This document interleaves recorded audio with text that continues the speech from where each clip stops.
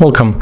If you want to connect Huawei FreeBuds Pro to iPhone, at first you have to go for the settings on your iPhone, then move to the Bluetooth, activate Bluetooth by tapping on the switcher, and next we have to grab our AirPods, our FreeBuds, then we have to open charging case, and after a few moments this device will be available right here.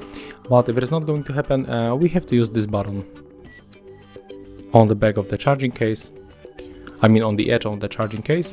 As you can see, it is not popping here, so click and hold this button, and now we have to take a look on this indicator. It is blinking on the white color, and it means that they are in the pairing mode, so we can simply choose them to pair, and as you can see right now they are connected.